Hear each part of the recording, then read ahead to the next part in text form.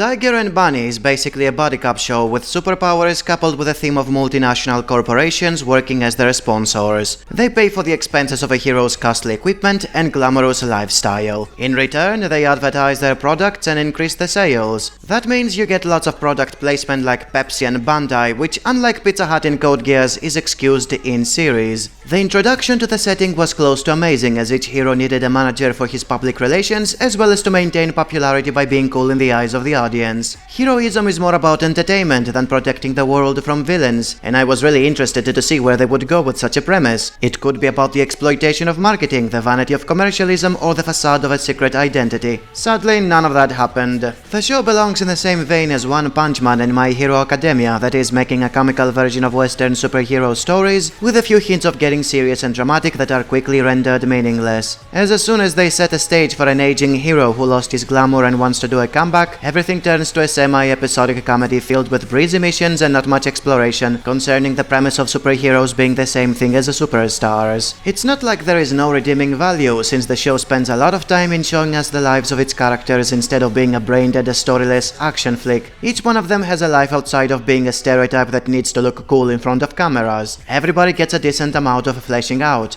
Too bad it's not used in any overarching plot or doesn't play any part in the superhero missions. And boy, are the superhero parts bad. They are just poorly orchestrated action scenes with bad CGI, no sense of choreography, and easily defeatable villains. They are more silly than exciting, and they end up damaging the show by making everything feel stupid. If the show is supposed to present more down-to-earth superheroes, it is all ruined with villains who toy with the heroes instead of killing them in improbable comebacks that have no consistency in power scaling. An energy beam that can blow up a powerful robot in one scene doesn't do shit when it hits a hero in another. Also, the superpowers are abused way more than they should. Even if you like the characters, when you have powers like mind control and amnesia, their personalities mean nothing. They are puppets that behave in any way the plot wants them to behave. The final conflict was cheap, since it was basically a villain mind controlling the heroes to fight each other, and the resolution was lazy, since all it took was using a superpower that negates other superpowers. There was no strategy or diplomacy, and on top of that it was forced.